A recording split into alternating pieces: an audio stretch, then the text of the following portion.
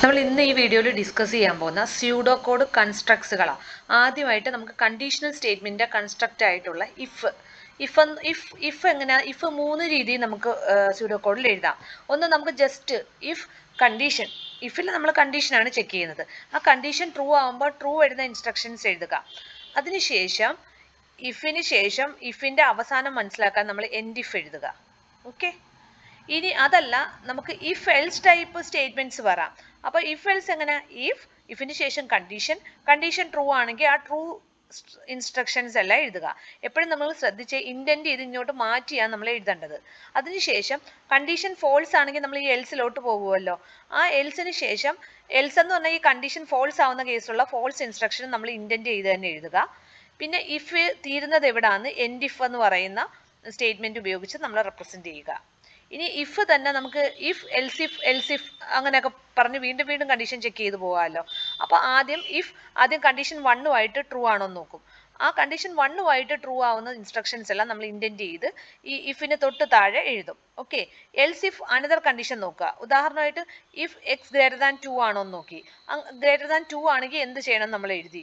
Else if X greater than 10 ആണോ എന്ന് നോക്കി. അങ്ങനെ നമ്മൾ ഓരോ കണ്ടീഷൻസ് പറഞ്ഞ് എഴുതത്തില്ലേ, അവസാനം എൽസ് ഇതൊന്നും അല്ലെങ്കിൽ ഫോൾസ് ഇൻസ്ട്രക്ഷൻ ആണല്ലോ വരുന്നത്. എന്നിട്ട് ഈ കണ്ടീഷൻ, ഈ ഇഫിന്റെ കണ്ടീഷൻ അവസാനിക്കാൻ വേണ്ടിയിട്ട് ഒരു എൻഡ് ഇഫും കൊടുക്കും. അപ്പം ഇത്രയും ഈ ടൈപ്പ് കൺസ്ട്രക്ട്സുകളെല്ലാം സ്യൂഡോ കോഡിൽ നമ്മൾ ഉപയോഗിക്കും. സിമ്പിൾ ഇഫ് വരുവാണെങ്കിൽ ഈ രീതിയിലായിരിക്കും കൊടുക്കുന്നത്.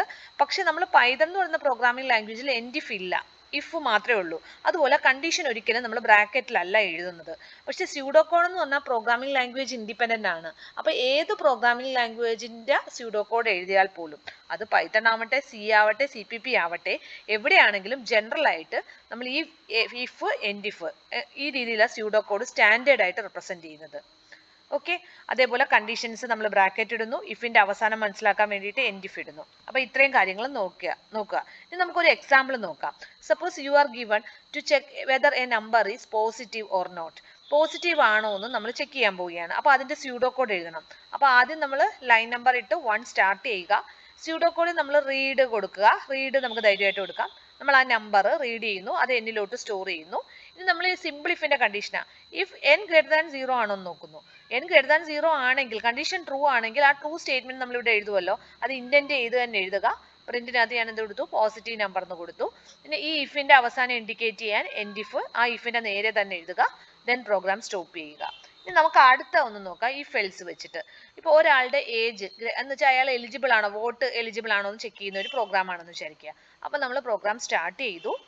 അപ്പോൾ നമ്മുടെ അയാളുടെ ഏജ് റീഡ് ചെയ്തു. നമ്മൾ ഇനി അടുത്ത കണ്ടീഷൻ എന്താ ചെയ്യുന്നത്, if age greater than or equal to 18 ആണോ നോക്കി. ആണ് എങ്കിൽ ഇന്റന്റ് ചെയ്തിട്ട് നമ്മൾ എന്ത് ചെയ്യാൻ, മേജറാന്ന് പറഞ്ഞു. ഇതല്ല എങ്കിൽ എൽസ് നമ്മൾ എന്ത് ചെയ്ത് കാണിച്ചു, മൈനറാന്ന് കാണിച്ചു. പിന്നെ ഈ ഇഫിന്റെ അവസാനം മനസ്സിലാക്കാൻ വേണ്ടിയിട്ട് എൻഡ് ഇഫ് എഴുതി, സ്റ്റോപ്പ് എഴുതി.